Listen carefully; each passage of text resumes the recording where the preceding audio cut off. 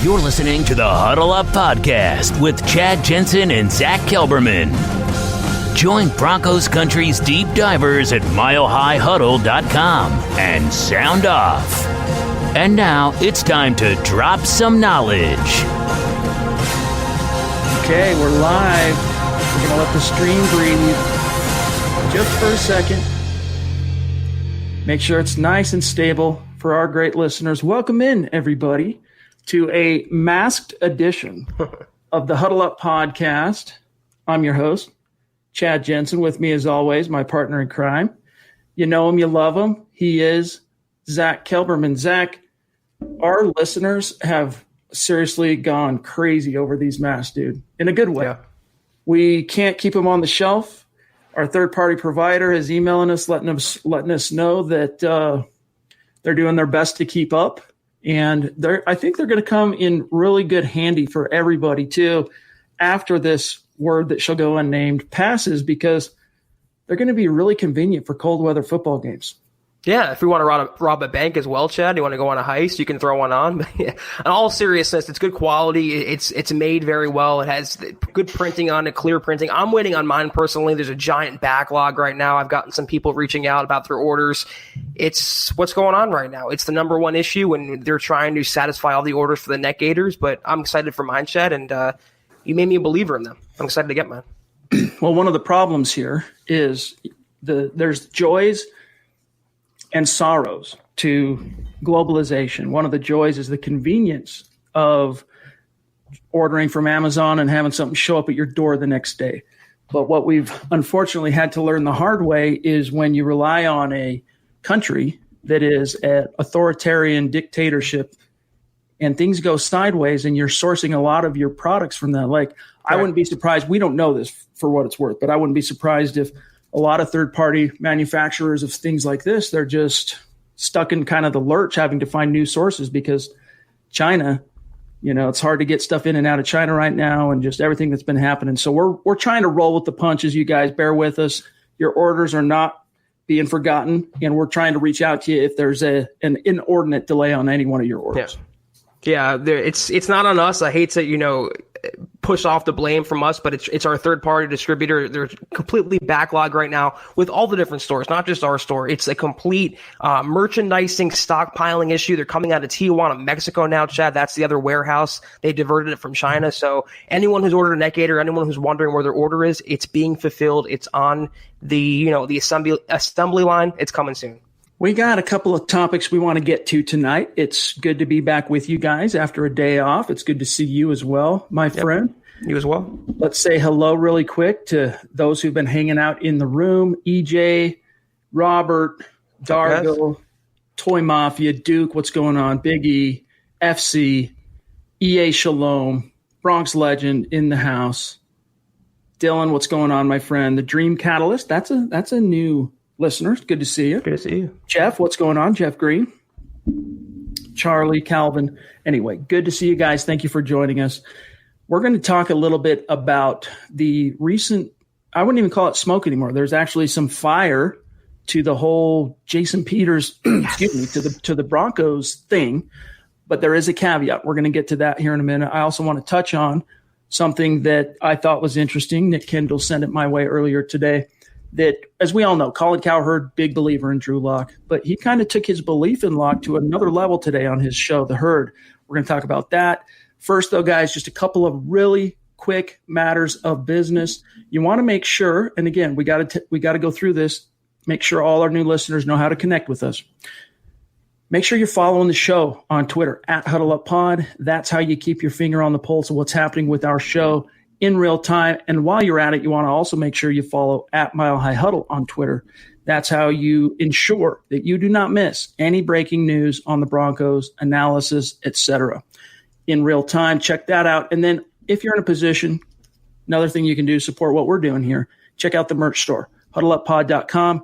Get your swag on, get a hat, get a face mask, get a shirt. Not all items on the merch store have backlogs or back orders or whatever.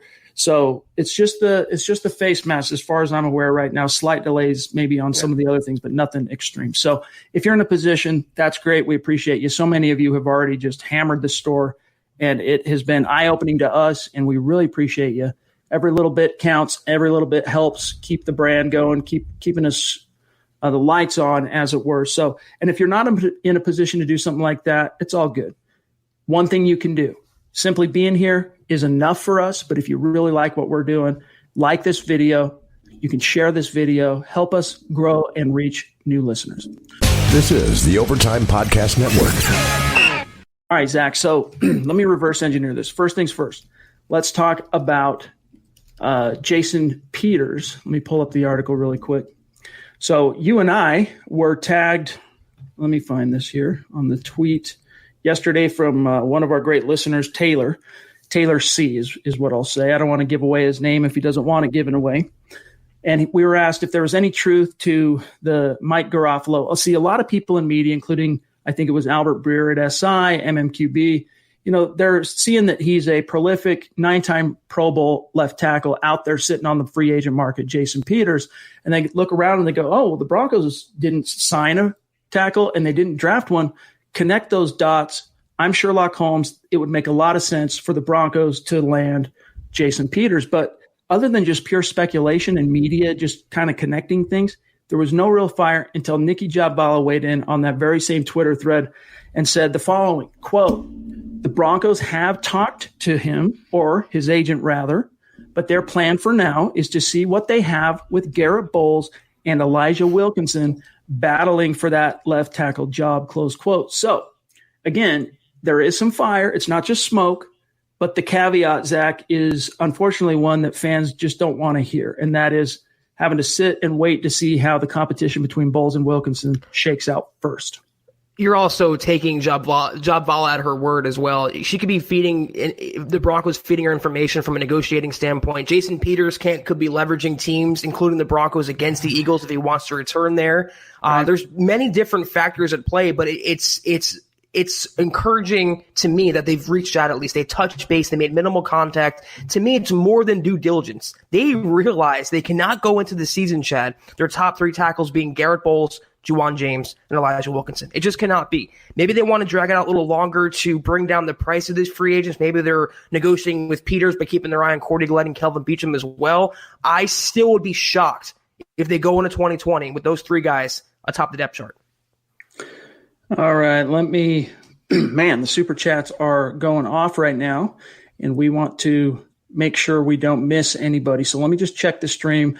I'm scrolling up real quick, making sure – I'll double check this on the back end, but let's grab 1 or 2 super chats so they don't get lost in the stream. Edward, one of our bona fide superstars. Really appreciate you, Edward. Thank you, Edward. And as always, we love the profile pic, rocking the Huddle Up Podcast Football Priest t-shirt, looking like a boss, $5 super. It's good to see you as well, Ed. Seems like we haven't seen you in the streams. Probably been working, things going on. So I speak for both of us. It's good to have you in this conversation, my friend. What's up, guys? If everything goes to plan, the Keating family is moving to Denver. Can't wait. Nice. Denver Broncos for life. # state of being. That's very cool, my friend. I'm trying to think. You're in the East somewhere, right? You're in, I want to say Georgia or South Carolina or one of the Carolinas. Anyway, that's very cool. And that's going to put you in the Mecca, as it were, for the Broncos. You'll be close. You can go to games. You can tailgate. That's going to be a blast. Congrats on that. We'll keep our fingers crossed. And be sure to pack a lot of cold weather gear, a lot of snow gear, a lot of wet weather gear. The face mask can come in handy. Hint, hint. That's right. That's right. Amen to that. But congrats on that. And we'll keep our fingers crossed, my brother. Ben Roth jumping in, $5 super. Appreciate you, Ben. If you're on Twitter, make sure you reach out and connect with us so that we can tag you and show you some love after this podcast. Despite Aqib Talib not being a perfect scheme fit for Fangio's defense, I would feel a lot better about our depth at cornerback if he signed a low-cost 1-year deal.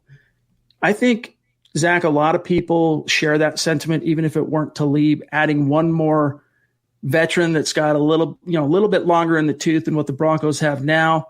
But we're seeing Prince Amukamara off the market, signing with the Raiders. Logan Ryan can't make up his mind. Is it the Jets? Is it the Dolphins? Sounds like he's going to sign with one of those 2 AFC East teams. Only time will tell. But that corner market is drying up quick, your thoughts on the idea of bringing Talib back, who I think he's 33 at this stage. He might be even older than that. I'll Google it real quick.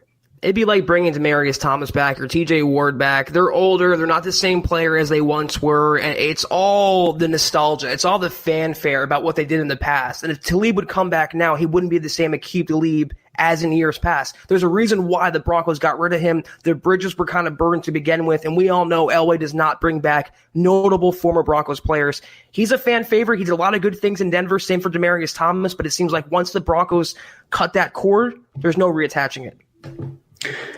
Eddie Vasquez jumping in with a $2 super. Really appreciate that, Thank Eddie. you, Eddie. And again, if you're on Twitter, make sure you reach out and we'll connect with you, my friend. Hey, guys, thanks for being the highlight of my day. Very cool. Very cool to hear that. We really appreciate it. Trust us when we say, Eddie, and all of our great listeners, you are the highlight of our day as well. Feeling is definitely mutual, for sure. Speaking of MHH, coming from way up in the clouds, MHH, Mount Rushmore, Stu McPeak jumping in, $10 super. Really appreciate you, bro. Thank you. He says, I'd ask my airline to help if I could. What's he talking about? I don't know. Doesn't he work for an airline? Isn't he? Yeah, he's in that industry. Maybe it's something from the stream that I skipped over, but either way. Looking for more hours maybe, or trying to work more? Right, could be. Hope everything's going okay, Stu. We really appreciate you. As you know, maybe just hit us up in the stream. We'll keep an eye out for context to what you're saying. If there's anything we can do to help, let us know, my friend. Sorry if we're misunderstanding your comment there. King Hicks, what's going on, brother? It's good to see you. Good to see you, King. In Thank the you. stream, my friend. Hope everything's going okay on that supply chain. Hashtag supply chain. Keep it going. Oh, that's what he means, Chad. What? Sorry. You can yes. use his airline to ship our. We appreciate that for sure. We would take you up on that if we could, Stu. Yes, we would. Yes, we would, my friend. I don't know. I've got a bunch of speaking of child labor, we could just turn the third party into my basement and have my kids jump on this, and start manufacturing. But I might run into problems with my wife on that one. So yeah, just a little bit. FC Barons, good to see you in the stream. All right, real quick, want to grab a couple more here, and then I want to talk about this Drew Lock, Colin Cowherd thing. All right, Frankie jumping in. Frankie. And by the way, really quick, Frankie, I thought that I had connected with you on Twitter, and the other day, I think it was the last podcast. If it wasn't the last one, it was the one before. The last time you super chat the show, I couldn't find you. I thought I had connected with you. So even if you're already following me or Zach or the show or Mile High Huddle, just do a quick let us know who you are real quick. Hey, it's Frankie. And then we'll follow. And that way it won't be hard to find you ever again. But really appreciate very generous super chat, my friend. That's awesome. Thank you. Hey, guys. Hope all is well. So happy to see how much the show has grown. Going to get some swagger from the stores. Very cool, man. We appreciate it.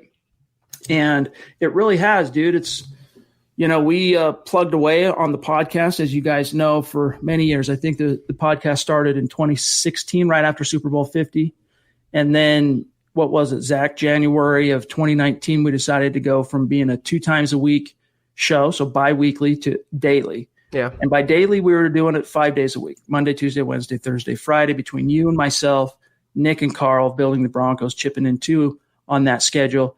And then we decided in the fall to start doing each and every podcast as a live stream. That coincided also with Eric and Lance wanting to start their own podcast, Dove Valley Deep Divers. And since that point forward, Zach, all I can say is that it has been an exponential growth in terms of listenership.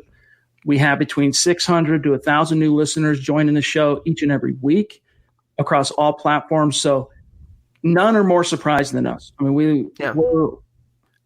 we think we're pretty cool. Sure. Look in the mirror and you're like, yeah, you're a cool dude. But we didn't expect it. This is so cool, and we love you guys and appreciate you. Yeah, and Frankie, I recognize you from the old Facebook Live days at 24/7. So our audience chat, sticking with us and hanging with us through the transition, and it has grown. And we say it a lot. It's not a cliche. We're being sincere and being genuine. It wouldn't be this way without you guys, and we're completely appreciative for everything you guys do. So, donating and commenting, interacting with us, it means the world. Michaela jumping in with a $25 very generous super chat. You got it, Chad. You got the name down. That's right. Once I got it down, I got it down, dude. That's right. Just like Ojemudia, I got that down. Still working on Alberto. I'll get there. But Michaela, thank you so much. She says that's really cool. Thank you. If we get Peters, who will be the starter, and will they do a type of rotation? Denver Broncos for life. So, as Zach said, on the surface right now, the Broncos want it to seem like they're not interested in moving on Peters now. That could or couldn't be the truth. All we can go off of is the face value for now. But if that move were to be made, you're all of a sudden probably paying somewhere around $12 million for 2020, somewhere in that ballpark for Jason Peters to rent him for a year. Maybe it's a 2-year deal, front loaded, whatever the case may be. I would think, Zach, especially in the wake of the team choosing not to extend his Garrett Bowles 5th-year option, Jason Peters would immediately step in, be plugged in as the starting left tackle. That would be my guess if, in fact, this deal were made. And that's probably the reason why the Broncos haven't signed him yet, is he's looking for starters money. And I think the Broncos would want to bring that price down a bit. They wouldn't want to hand out $12, $14 million for a 38-year-old tackle. I would still sign him, though, if I could. I mean, even if in a worst-case scenario he's the backup, you have a 9-time Pro Bowler as your backup tackle behind Garrett Bowles. There's no downside to it. The Broncos have the money. They can free up more money by cutting Jeff Hireman right now. It's a no-brainer move for me, Chad, but obviously the Broncos are moving on their own terms. Duke Rose jumping in with a $10 super chat. Thank you. Duke, every time we go to shout you out on Twitter, we type in your name, and I always look for you. I can't find you. So if you're on Twitter, make sure you reach out, my friend. We really appreciate you. Bonafide superstar here in the community. Passing on the love, big dogs. Can't wait for that Monday night game. Go Broncos. That's right. And it's, it feels like it's quite a ways out from where we're sitting now, but let's see. May, June, July, August, September. So we're 4 months. Geez, this camera. 4 months. Let's rewind it. January, that was 4 months ago. Doesn't seem like 4 months ago. I mean, think about it. Broncos are hiring Pat Shurmur, that whole whirlwind after firing Rich Scangarello. Seems like it was yesterday, but it was actually 4 months ago. So time can really fly. And with the things that are happening here, Zach, with the word that shall go unmentioned, hopefully it doesn't slow any further, but it'll be here before we know it. I was going to say, with all this going on, I don't know what day it is. I don't know what month it is, Chad, what week it is right now. I just know that we think it's far away, but before you know it, it's September. The games are ready to be played, and with or without fans, we're going to have football this fall, and like you, I cannot wait for it. This is the Overtime Podcast Network. This is very moving to see this level of generosity and passion from our great community. Unbelievable. And especially an OG like Eclipse, who has been a longtime listener of the show, well before we started making it a daily streaming affair. And all I can tell you, Eclipse, is we really appreciate you, my friend. Yeah, this is not something that we take lightly or take for granted, and it's very meaningful to us.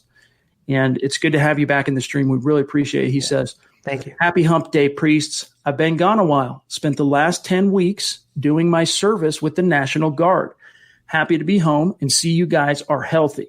I have some catching up to do. Peace and love from Philly. That's so cool. Thank you for your service, Eclipse. Seriously. Yep. Amen to that.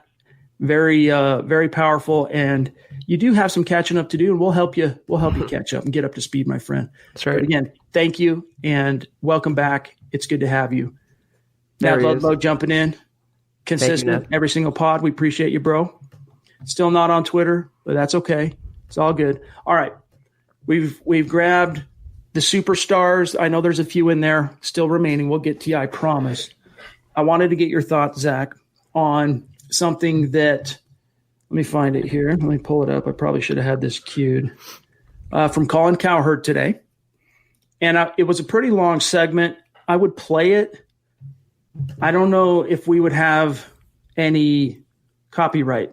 You think if I played a Twitter card, we'd have copyright problems? I mean – I don't think so. You can try it. Let me bear with me one sec, you guys. Let me go find this real quick. Bear with me. Zach, if you want to grab a super or a couple comments, let me just track this down real quick. Sure, yeah. I see Oscar jumping in, $4.99. Thank you so much, Oscar. We appreciate that. He goes, hope you guys are doing well. It seems like the Broncos haven't added another cornerback because they are happy with what they have. Well, they used a third-round pick on a corner. They re-signed Devontae Bosby. They traded it for Boye. So after all those moves, they're finally satisfied. But Chad and I think a lot of Broncos fans would be more comfortable having one more veteran in that secondary after losing Chris Harris Jr. Whether that was Prince or Logan Ryan or anybody else, I would feel more comfortable not having so much youth in that secondary. But you know what? Justin Simmons, veteran safety, Kareem Jackson, veteran safety. They have stability back there. They have great coaching. If they don't add anyone from here on out, I think they can get by.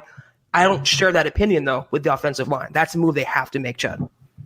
And it's worth mentioning again, you kind of scratch your head a little bit, but Vic Fangio is, at this stage anyway, until proven otherwise, planning on relying on the youth of the cornerback depth chart, I guess.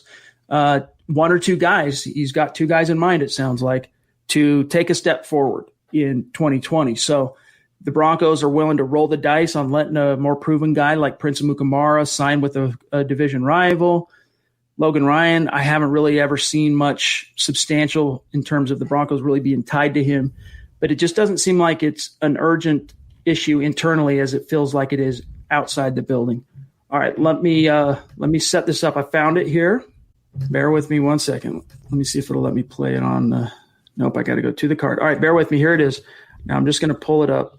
I don't know, man. After the Facebook jail that we got put in for streaming the draft, I'm a little leery to stream this. Maybe you know what? I just don't want to make the same mistake, guys. I'm sorry to keep you in way. Let me just read this, okay?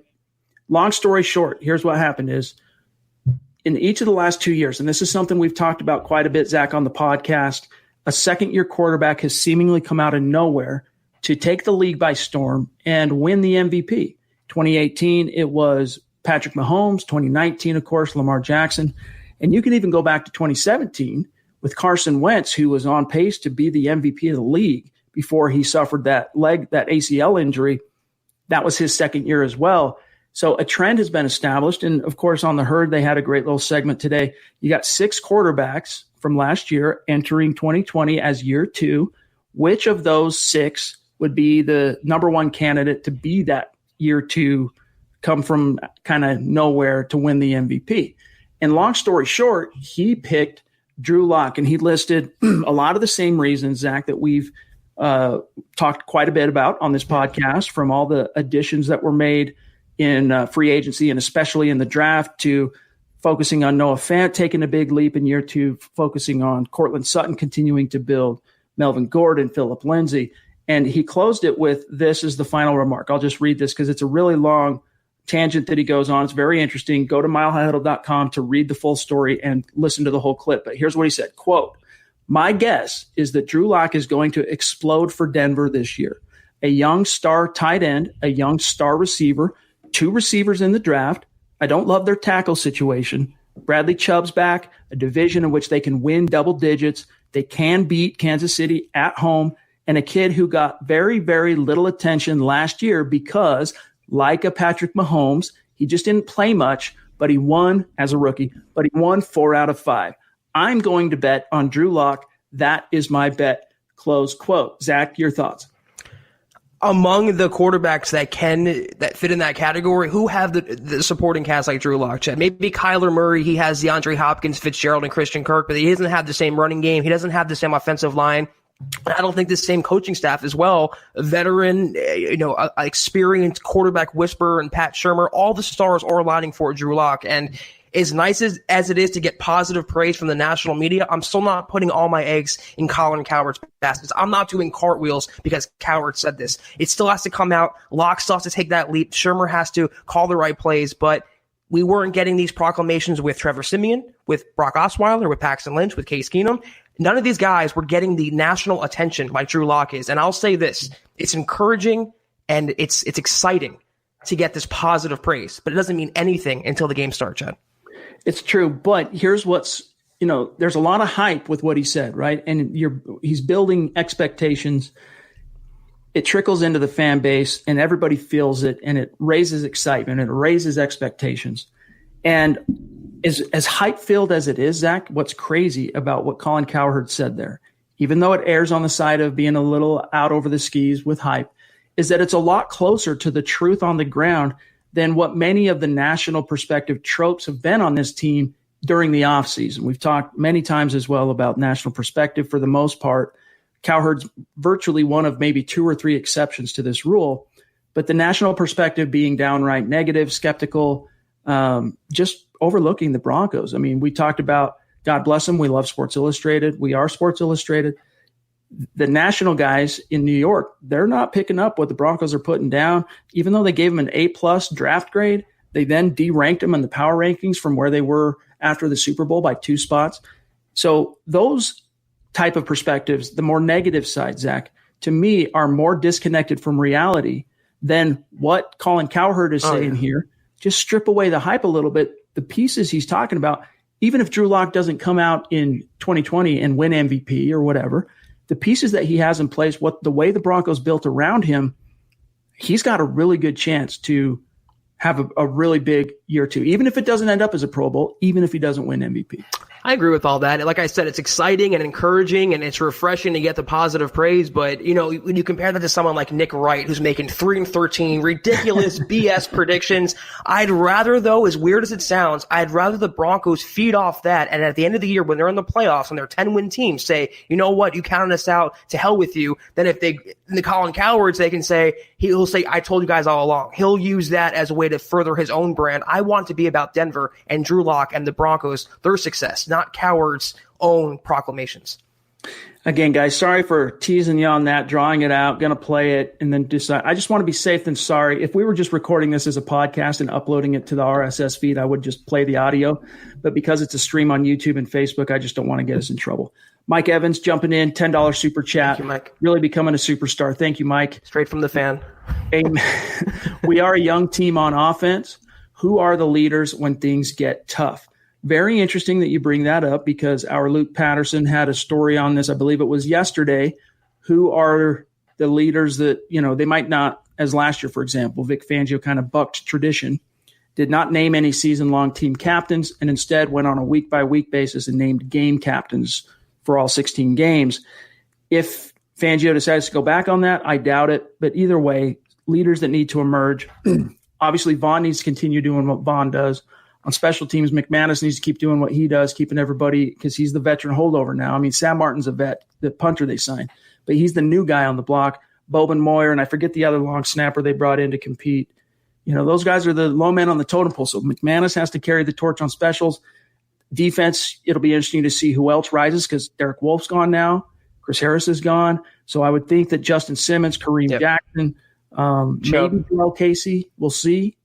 Offensively, it's Locke, it's Lindsey, it's Sutton, it's Fant. Everyone's got to take a little bit of ownership here, Zach. Reisner, too, as a second-year player, he has that personality. He has that natural leadership. But as the quarterback of the offense, Chad, as it pertains to the offense, it's Drew Lock's team. And I think him rapping on the bench and him having that chemistry with his teammates going 4-1, he's already a leader. But I agree with you. Those players are central to the Broncos' success in 2020. This is the Overtime Podcast Network. This is the Overtime Podcast Network.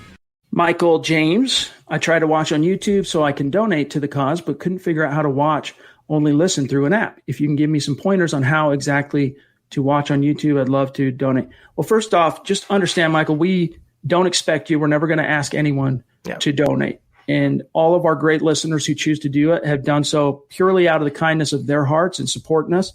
And we appreciate it. The best thing we can ask you to do is just be here, a part of it, and share it and like the videos and all that. If you want to go to that length, you just go to YouTube and search Mile High Huddle, subscribe to Mile High Huddle on YouTube, and then you watch the video. You just like you're watching this stream live, when you're subscribed on YouTube, you click the notification bell so that when we go live, your phone, or even if you're on your browser on a laptop, it'll notify you. And then once you're in the stream, once there's an option, you can either do a regular comment or a super chat comment. And that's basically how it shakes out. But just don't feel like you don't have to do that. It's all good. We appreciate you just being here. RCJHDB for life. Good to see you. I don't recognize your name. He says, longtime listener. Okay, awesome. Just wanted to show you guys some love on here. That's a very generous way to show some love for the first time, my friend. We really appreciate you. He says, I jumped on YouTube just for that reason. Exactly what Michael was asking there. I typically watch on Facebook. I'm at Broncos Fan 1984 on Twitter, hashtag State of Being in Kansas. Very cool. We will connect after this show, my friend, and shout you out, and we'll keep the conversation going. Zach, very cool to see.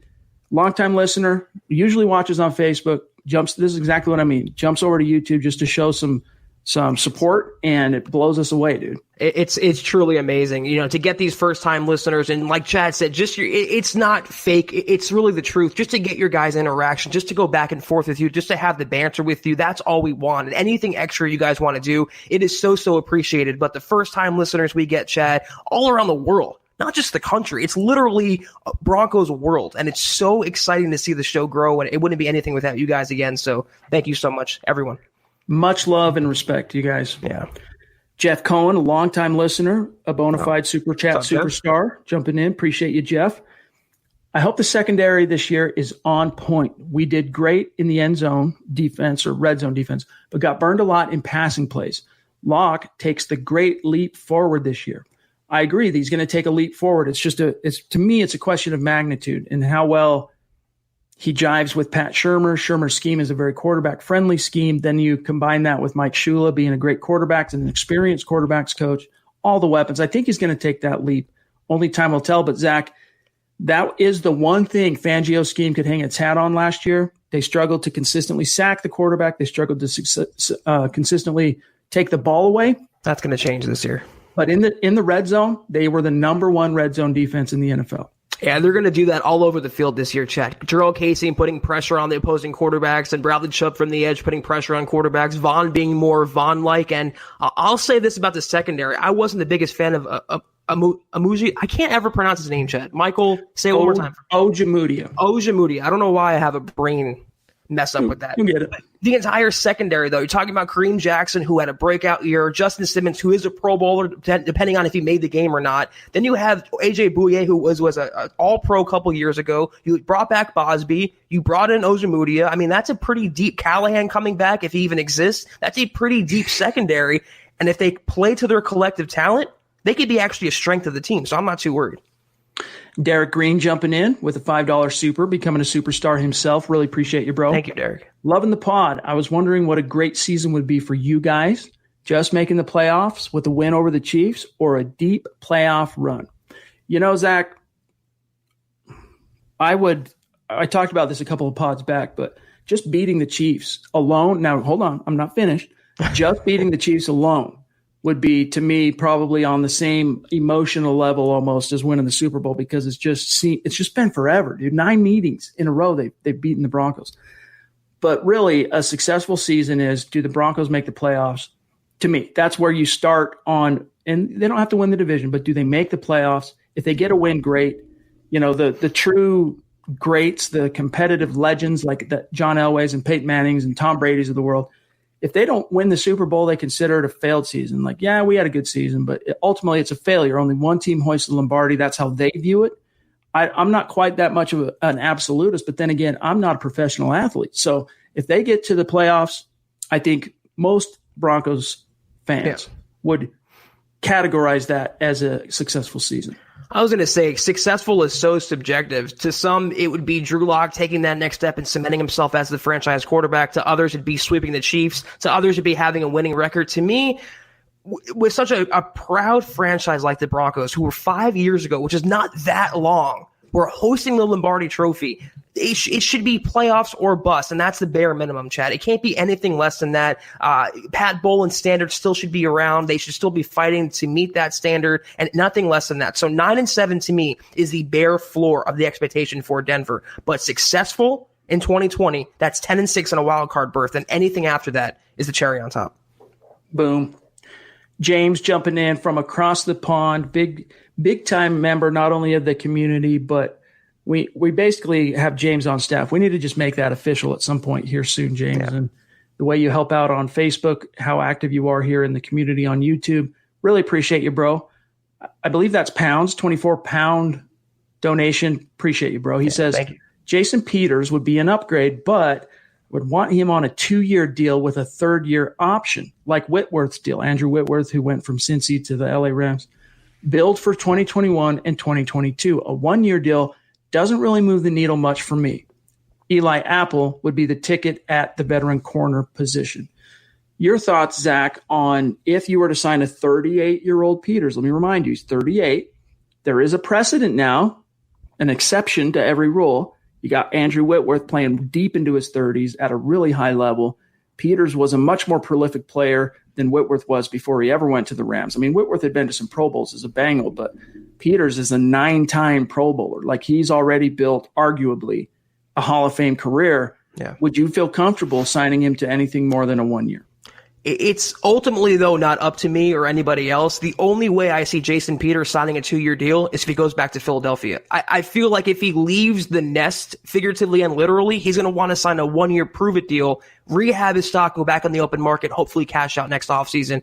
I wouldn't mind, though. I mean, at least you have he's a very durable guy for the most part. He's 38, but in great shape. He put out a workout video through Adam Schefter the other day. I would not mind a 2-year deal. Tackles can play into their 40s. They're not cornerbacks or wide receivers or running backs. They have a longer shelf life. And to protect against Garrett Bowles, protect against Juwan James, to me, that's worth it. So I'm a big fan of Jason Peters. 3 years ago, you watching him on the field, he was the premier left tackle in the NFL. Broncos fans would have killed to have that guy and not Garrett Bowles or Donald Stevenson or Menelik Watson. You would love to have him. I still love to have him. I would do it. All right, let's do this together, okay? We got it phonetically. It's one thing to have it phonetically. It's where is the emphasis? You know what I mean? Yeah. The wrong, how does that saying go? The wrong emphasis on the incorrect syllable or whatever it is. Anyway, I just botched that. Okuwebunam. I think that's it, right? Okuwebunam. Okuwebunam. I feel like we're disrespecting his family's heritage, Chad, by just butchering his name back and forth. God bless him. We're doing our best. Alberto. Pobby jumping in, $10 super in Iowa. Appreciate you. I always remember you're from Iowa because, of course, that's where Nick's at. Really appreciate that donation, Pobby. She says, "Hi, guys. Thank you for all you do. It's so amazing to have a pod like this. You guys are the best. Love Broncos country." That means the world to us, Pobby, and it's been really cool to have you in our community these, I would say probably the last month or so, and we really appreciate you. Just epitomizing Broncos country being the best. And that's our next slogan, Chad. Broncos country is the best. Yes. We'll have something soon on the merch store that says something to that effect. That's just proves my point. Wow, Ron. Ron Dub is another OG that's been with us a long time listener. I can't think of a time, Zach, when he's been in the chat stream, participating in the conversation, and does not super chat. He shows that kind of support consistently, and this level of generosity, it just blows us away, Ron. Yeah. We appreciate you, bro. Thank you so much. We got to get you, I guess, a face mask now, dude. We got to get you a little something. We sent you a shirt once, I know, but I think we got to get you a little something because it's the small things we can do, small ways that we can show you how much we appreciate you. And that just means everything to us, Ron. Thank you, my friend. He says, "Hey, I feel more comfortable about corner than tackle. It would make me sick to see a game-winning drive in the works by a Bowles penalty. Any other options besides the ones mentioned, and any on the practice squad that can be developed?" Zach, last year the Broncos had Jake Rogers as a practice squad guy that they eventually called up, and he even got a start at right tackle. I want to say he started that last game. I could be wrong. Either way, he got some snaps, though, at right tackle for the Broncos. Then who's the other kid? Who was the undrafted rookie that stuck on the PS last year? I just drew a blank. Rogers. Quinn Bailey. Bailey. That's right. You got Quinn Bailey. There's one more I'm missing, and then of course the Hunter Watts kid from Central Arkansas, who's 6'8". So you hope that Mike Munchak can find a way to make some kind of a hay with those guys. But you're right, in terms of depth, even though it's more unproven depth at corner, there's more bodies there than the Broncos currently have options wise at tackle.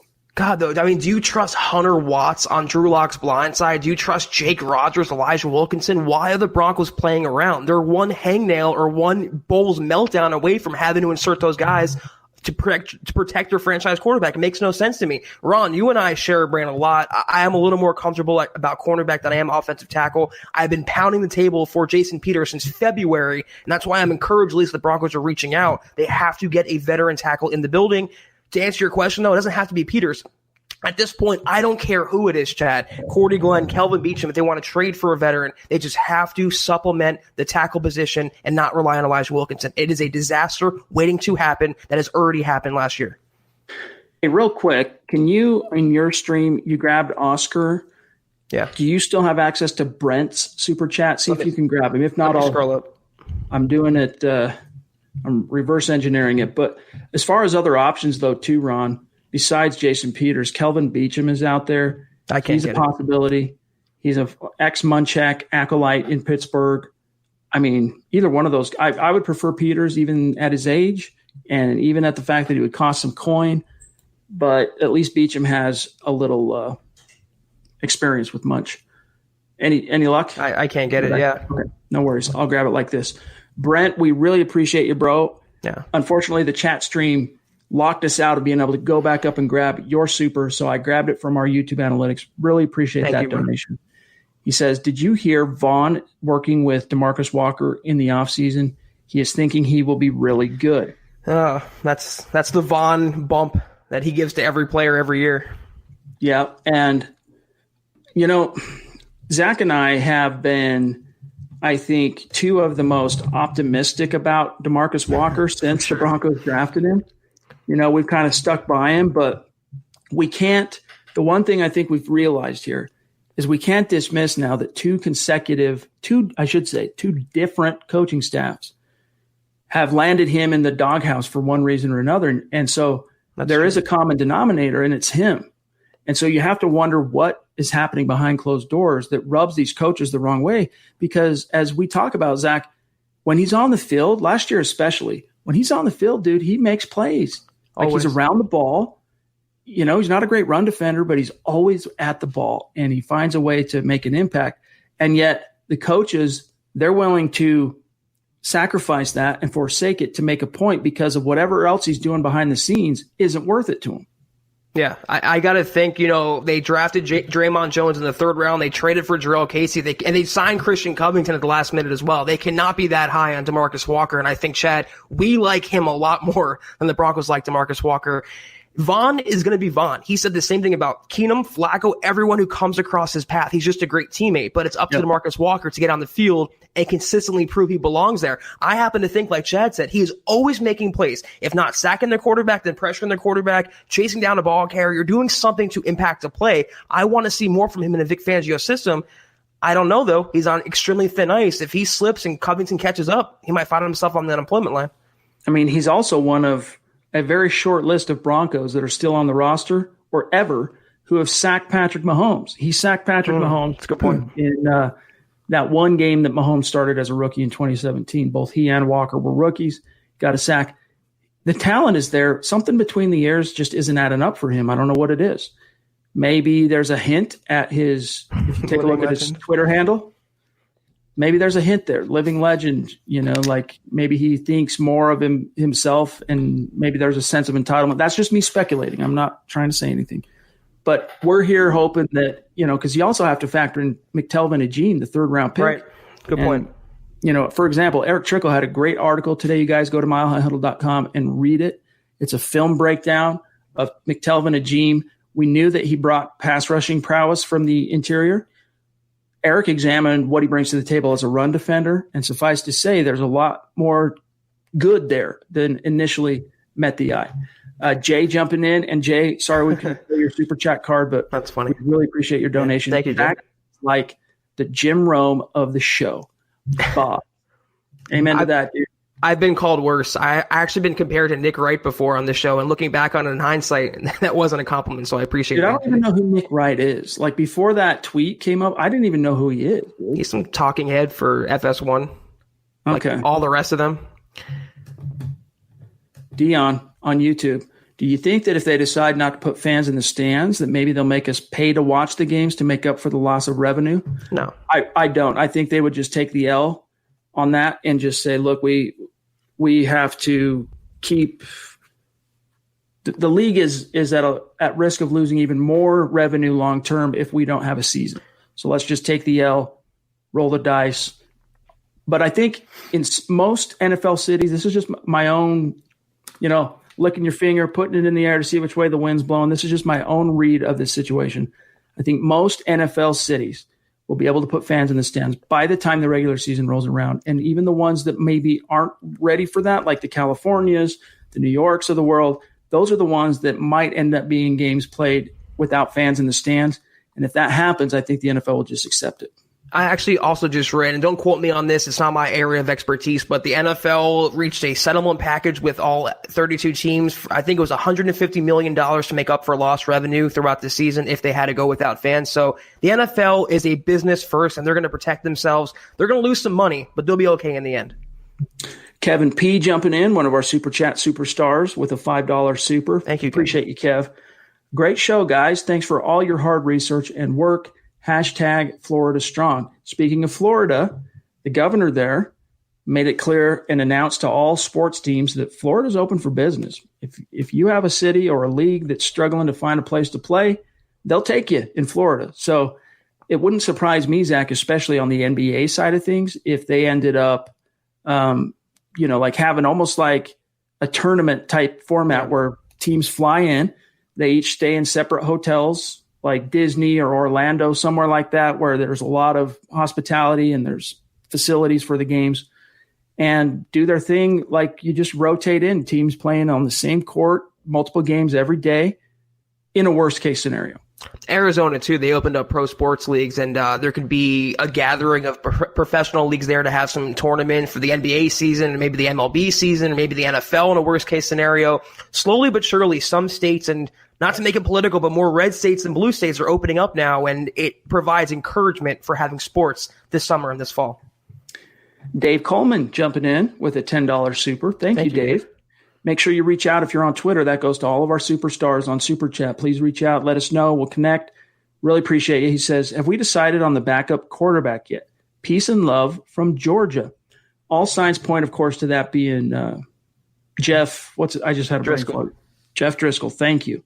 The Broncos don't appear to be looking to add anyone else to quarterback other than they brought in Riley Neal, the undrafted rookie from Vanderbilt. So it's shaping up like if they had to play football tomorrow, my guess would be QB1 Locke, QB2 Driscoll, QB3 Rippon on the practice squad. And if there were an injury, then you promote him as one of those temporary 2 roster spots you can promote from the practice squad temporarily. That's where the whole 53 to 55 thing comes into play. We don't need to bog down the pot on that subject, but yeah, it's going to be Driscoll. And as we said on previous pods, we love the fact that Broncos committed fully to having Drew Lock as their franchise quarterback, not putting a Joe Flacco behind him or a Case Keenum behind him, just a nondescript backup who can come in a worst-case scenario and maybe keep the Broncos afloat. Dennis jumping in with a $5 super. Really good to see you, and thank you so much, Dennis. Any word from the politicians about fans in the stadium for games? Michigan's governor says to expect games played without fans in the seats. Michigan, Michigan State, Detroit Lions, etc.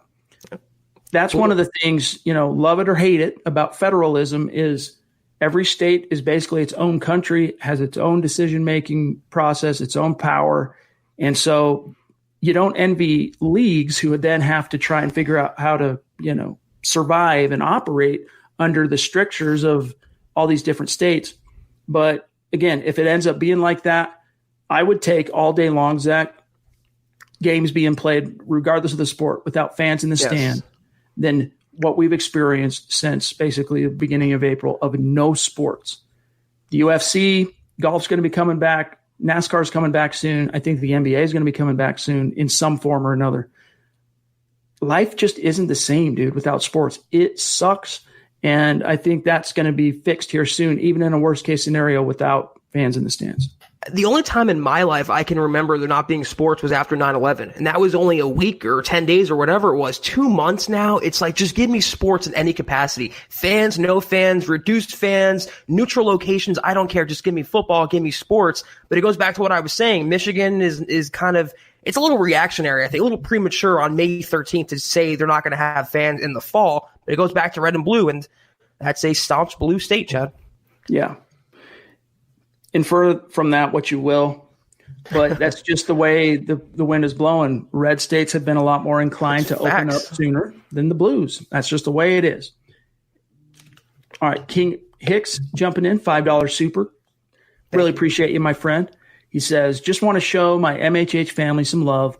We have the best fans in the league. Amen. And it shows. Thanks, everybody, for tuning in and being part of this community. See that?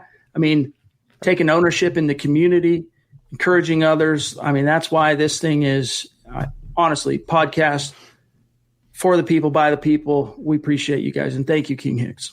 And we talk about it, Chad, off air all the time, that it's not just Broncos fans converging for us. They talk about amongst themselves in the comment stream chat and in the chat and sidebar. They talk about how's your day going? What's up? Good to see you. It's a little family we have here on the Huddle Up podcast, and it's so heartwarming and encouraging to see every single day. Amen to that. Fronty PRO says, hey, why does everybody make it seem like Drew Lock won all 4 of 5 games by himself? The Broncos went 4-1 with good defense that stepped up at the end of the season. But Zach, do your thing, dude. They had that same defense with Joe Flacco and Brandon Allen. It was the quarterback lifting everyone around him. It's the same reason Devontae Booker started stepping up. Deshaun Hamilton, Tim Patrick, everyone who was lagging on offense suddenly became better with Drew Lock in the picture. It wasn't just Drew Lock, but the team goes, any team goes as the quarterback goes. And that's why, for the most part, Chad, they went 4-1.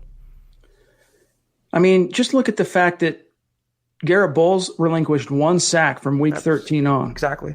That shows you what kind of impact Drew Lock had on this team, just in one little microcosm. He is, the right quarterback. No one's here sitting in our show anywhere at Mile High Huddle saying the Broncos went 4-1 purely on the talent and shoulders of Drew Lock alone. It does take a village. It's one of the reasons why football is, in our opinion, the best sport ever created, because it takes 11 guys, at a time performing in unison, and the violence of it and the strategy of it, it all makes up for what is the best game. And so it's not just the quarterback, but Zach, when you find the right quarterback, look at what Peyton Manning did. 8-8 with Tim Tebow in 2011. You get Peyton in there. What was it? 12-4 or was 13-3? I think it was 13-3 in 2012. Yeah, because they might have been 12-4. Either way, they are the tide that raises all ships. And for anyone to say that they didn't notice a marked change in the Broncos for the better when Drew Lock was inserted, I think you are just being blind, dude. You're either have an agenda that you're trying to push, or maybe you didn't like Lock in the draft, or maybe you said, oh, the Broncos are going to regret drafting Lock. Like, give him his credit, dude. Give him his credit.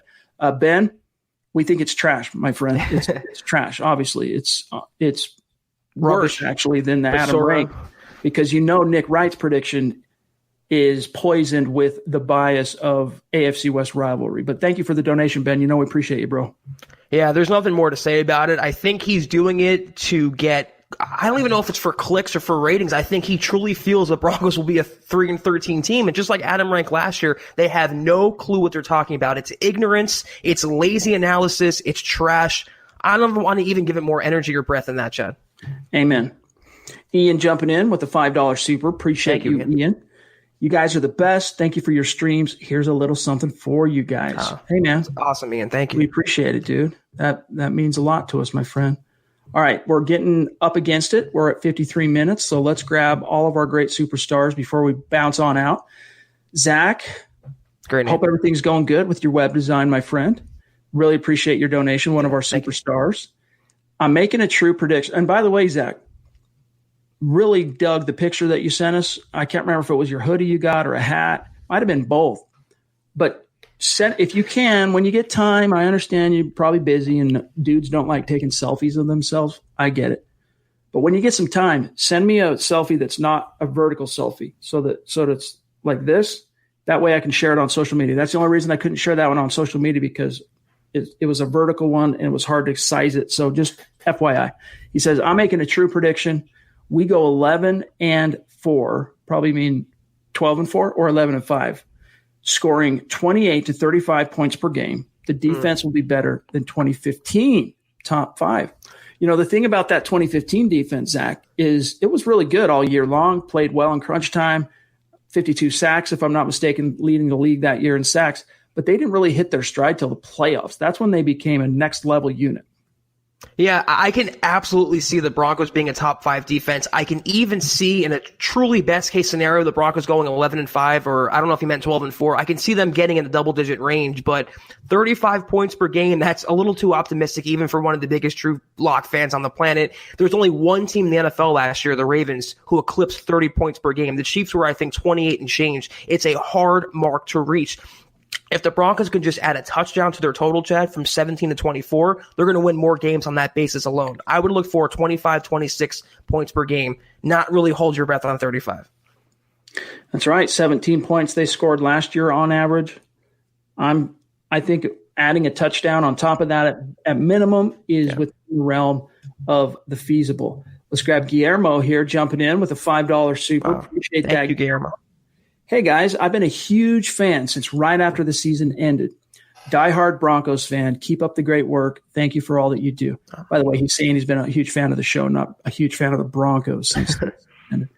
Really appreciate that, Guillermo. Yeah. And you keep showing up, and we're going to keep bringing the content, Doc. And if you have a question, drop it in, and we'll get to it. Yep. And I am going to just do a quick peek to make sure we didn't skip anybody from in between the last one from Zach and to Guillermo, because it did one of those jumps. Bear with me 1 second, guys. Zach to get – no, we're right on schedule. Awesome. Love it when that happens. Okay. Where are we at? 55 minutes. Let's grab Justin. Justin Jarvis. Thank you. A.K.A. JJ, a.k.a. Double J Bone. $10 super. Appreciate that, brother. Yeah, thank you. Who do you think will have the better year between Jerry Jeudy, another Double J Bone, with Locke, Shermer, and Henry Ruggs? Wait, let me start over. Who do you think will have the better year between Jerry Jeudy with Locke and Shermer and Henry Ruggs with Carr and Olsen, statistically and game impact? Hashtag in Locke we trust. You know, I honestly, it'd be easier to just give the nod to the Raiders in this because Derek Carr is the more established quarterback for what it's worth. Don't read anything into that. But I honestly think, seriously, Zach, I think Jerry Jeudy's going to have a massive rookie year. Yeah. And by massive, I'm talking like Eddie Royal 2008 level rookie year where he's not blowing the league down, you know, but Eddie Royal as a rookie caught something like 90 balls, just under 1,000 yards. And I think it's something like that you're going to see from Jerry Jeudy. Meanwhile, the Raiders still haven't really quite gotten their you-know-what together offensively under Gruden. They show spurts and signs, and then they regress. And I'm taking, in this sense, Zach, I'm going to take the Broncos trio, and you can chalk it up to orange-colored glasses, but I really think that there's more truth to that. It's the same thing I said in my pre-draft analysis. Ruggs has the higher ceiling, whereas Jeudy has the higher floor. So Ruggs is going to have games where he goes up for 150 yards and 2 touchdowns and 8 catches, and he's going to have games where he's held to 1 catch for 5 yards and no touchdowns. But Jerry Jeudy, I believe, will consistently have 70, 80, 90, 100 yards per game. Just like Chad said, a little under 1,000 yards, maybe 8 touchdowns or so. He's going to have a bigger overall impact, and the Broncos are going to be a better overall team than the Raiders. That's all I care about. I don't care about individual. I care about the name on the front of the jersey, not the name on the back of it. For what it's worth, the over-under on Jerry Jeudy for yards as a rookie is 824.5. I took the over. I still think he's going to be in like the 900s. A lot of mouths to feed on that offense this year, and it does have to come out in the wash, as Zach's saying, but I'm taking it. Eddie jumping in, $5 super. Appreciate you, Eddie. Thank you, again. Really means a lot to us, dude. He says 1/3 of the season passes before we play anyone in the division. Week 7, I think, is the first one against the Chiefs. This can be an advantage if we really attack the first 6 weeks and then focus on sweeping the Chiefs. It's interesting you say that, Eddie, because one thing that John Elway emphasized, and again, thank you for the donation again, my friend, emphasized in his conversation with Broncos TV about the schedule, kind of his observations is, last year we got out to an 0-4 start. We ended up going 2-6 in the first 2 quarters of the season. It derailed the entire – it didn't matter how well Drew Lock and company did down the stretch because the beginning of the season tanked any hope that the team had of turning the ship around. He wants the Broncos and expects the Broncos this year, Zach, to get out to a hot start. So that kind of speaks to what he's saying there. If they can get out to a hot start going into week 7, you know, if they can be 4-2 going into that game or better, at worst 3-3, they've got something cooking. Yeah, the first 6 games, there's a lot of winnable opponents in there, and if they beat the teams they should beat, like the Dolphins, it sets them up for the second half of the season. But I will say again, I don't want to sweep the Chiefs to be the season goal for the Broncos. It's not their Super Bowl. They have to beat other teams on their schedule. If they sweep them, great, but they can split with them and still make the playoffs. That is the ultimate goal for Denver. Not to beat Kansas City or topple Kansas City for short-term benefit. It's a long-term sustainability with Drew Lock as your starting quarterback. So the playoffs, to me, are more important than sweeping the Chiefs. It'd be nice, but it's a secondary perk, not the primary objective. Justin, dude, that's phenomenal. Like, it seriously just renders me speechless, dude. It's hard for me to wrap my brain around the love, dude. It's unbelievable. We really appreciate you, my friend. Hope you know that. We'll be shouting you out on Twitter here very soon. Thank you. That's all we can say. Zach's right. It's been a playoffs or bust culture since the late 80s, and personally, I won't be satisfied until they make it out of the divisional round. Maybe not 2020, but true fans should be stoked for 2021. Hashtag let it breathe. Hashtag Arizona fan. Hashtag still waiting for Zach to come at me on Twitter. What does that mean, Justin? You want to get into a Twitter beef? Is that what you want? Or you want me to follow you back? Or what's up? He wants the beef. I know I'm following him back. It took me a minute, but I finally figured out because I was looking for the wrong things when I was searching you on Twitter. But now I know we're connected. So yeah, maybe follow him back and keep him in the manger. Thank you so much, though, Justin. Seriously, like Chad said, it's remarkable. We so much appreciate it. So generous, dude. Thank you. Eddie jumping in, $2 super. Okwebunam. Okay, so it's kind of a Okwebunam. Don't want to beat the horse. Okay, good to. I'd rather be corrected now than get down the road and look a fool. Derek jumping back in as well. Thanks, my brother. He says, thanks for the insight with my question. Can you guys say hi to my wife, Adiana? Did we pronounce that correct? Adiana? She loves the pod as much as I do. Thanks. Goodness. I hope I didn't butcher your wife's name as we then try to give her a shout out. Yeah. What's up to Adiana? You have a really cool and passionate husband, and we appreciate both of you for supporting the cause and listening to these podcasts. So much love. Thank you, Derek. Appreciate you. And if I got the name wrong of your awesome wife, please forgive us. All right, let's see here, guys. We're over the 1 hour mark, so I got to – goodness gracious. There's Christy jumping in, top rope. The queen of MHH from all the way up on the Mount Rushmore. Really appreciate it. And, of course, Christy's supers always have an associated symbolism, right? 58. And today, of course, Vaughn with the DeMarcus Walker thing. And then also he opened up about what some of his symptoms were with the bug that shall go unnamed on this podcast. And I think we'll have a story on that issue, Vaughn and his symptoms and whatnot, at milehighhuddle.com soon. But you can also Google it. There are other stories out there. But Vaughn is the man. And Zach, as you like to say, Christy is the queen. That's right. We again, there's no words to describe how appreciative we are. And we're truly humbled by it. Thank you, Christy. And thank you so much to everyone out there. Eclipse jumping in again. You know, you don't have to do that, my brother. He says, I ordered my first shirt today and noticed nothing for children. I wanted to get something for my daughters. Can we get some kid options? Thanks. Hey, that's a fair point. We've kind of overlooked that. That's the first time it even occurred to me, Zach. So, yeah, that's we'll absolutely something we can look at. And thank you for patronizing the merch store, my friend. And hopefully that gets to you ASAP, and I think it will. Give it a couple of days to ship, and then it's just the road time to you. Dr. Strangelove jumping in, $10 super. Thank you. And if you're on Twitter, reach out. Thanks for getting us through this whole global calamity.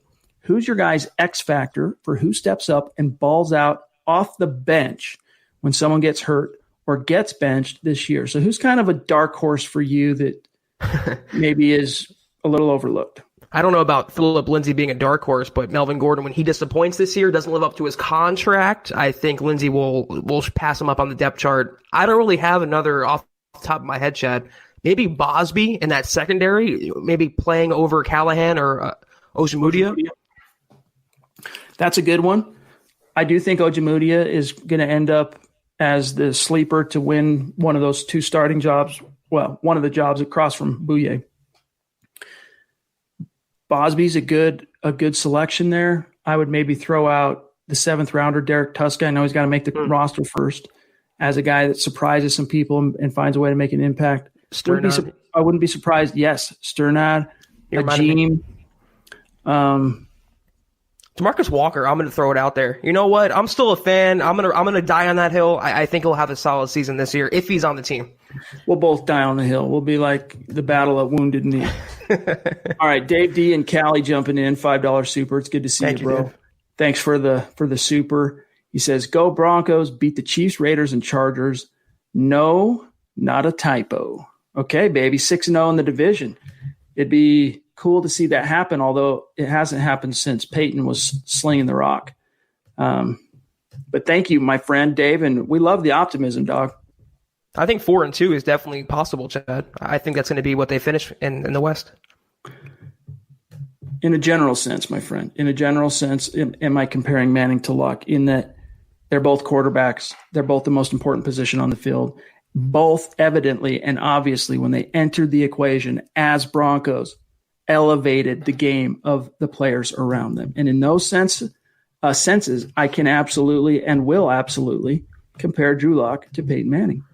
Christian jumping in, $5 super. Appreciate you, bro. We'll be tagging you on Twitter after this, as you know. A little off topic, but when do you expect Brittany Boland to be named owner? I don't know. I still don't see any end in sight with that. I think the trial that's currently set for September, and I don't know if that might end up even getting pushed farther because of the word that she'll go unmentioned. Not anytime in the near future. Maybe it's probably going to be post Elway 2021 when Elway's contract runs out, maybe somewhere shortly thereafter. It's impossible to say right now. Right. I see somewhere in the middle of the decade here, 2025 or so, 2024. It's going to be a drawn out process. There will be lawyers. It's not going to be an easy transition from Pat Bowlen to a successor. It's going to be a while. All right, guys, we do have to get going here. And before we sign off for tonight, I want you guys to keep in mind that if we did not get to your question or your comment, tomorrow night is the Mile High Mailbag, and no holds barred. We'll take as many and get to as many questions as we possibly can. So if we didn't get to you tonight, circle back and we will do everything we can to knock down your question, I guess is the better way, tomorrow. I promise you on that. Last one here, guys. Then we gotta bounce out from Jeff C jumping back in, $2 super. I haven't heard that. Patriots, true. That's news to me. Did that break since we've been live? I haven't heard that. It would fit Belichick's, MO though. Let me Google it. But Trubisky, I was never a fan of his, and even if he goes to New England, even with Josh McDaniels, I don't see it. Him being a franchise guy. Nothing's jumping out on Google on that topic. So, Jeff, we'll have to put a pin in that one, my friend, and circle back another time and see if there was some there. All right, let me just one last pass through. Here's what Dylan's saying here. Big-time member of our community. Locke has the work ethic and swagger to lead this team. Can't wait for him to take control and grow with this young offense. Amen to that. It's going to be fun to see how it all shakes out. Buona Beast reminding everybody and thanking everybody for coming in. Leave a like and subscribe. Whatever platform you're watching this, make sure you like the video. If you're on YouTube especially, make sure you're also subscribing. About 35% of our listening audience that views these live streams daily are not subscribed to the channel. So make sure you subscribe and get the benefits of being a subscriber, like getting notifications and all that other stuff. Remember to head to milehighhuddle.com, you guys, to connect with all of the MHH staff. We are always on, hanging out, ready to talk. We'll keep the conversation going. And yes, we look forward to and relish the opportunity to take a peek inside the Mile High Mailbag tomorrow because, Zach, we are Broncos Country's football priests. That's right. And it's our favorite pod of the week, Chad. It really is. But, guys, we got to get out of here for tonight. We will be back tomorrow, 6:15 Mountain, 8:15 Eastern, for the final Huddle Up podcast of the week. A couple of quick reminders real quick. Make sure you follow the show on Twitter at Huddle Up Pod. If you are one of our superstars, make sure you also connect with us so that we can keep the conversation going there and shout you out and show you some love, all that stuff. Also, make sure you're following at Mile High Huddle, my partner, Zack Kelberman, at Kelberman NFL, myself, at Chad and Jensen. Big thanks to each and every one of you for joining us tonight. And who was the fellow that we had to go back and forth on a little bit? Fronty, it's no hard feelings at all, man. We just disagree on the impetus for that 4-1 finish. We really appreciate you being here. A mile high salute to all of our Super Chat superstars. You know who you are. We will be shouting you out on Twitter after the fact. Zach, have a great night, dude. We'll talk again tomorrow night. You as well. See you guys tomorrow night for the mailbag. All right, guys. For Zach, I'm Chad. We'll see you tomorrow. You've been listening to the Huddle Up Podcast. Join Broncos Country's deep divers at milehighhuddle.com to keep the conversation going.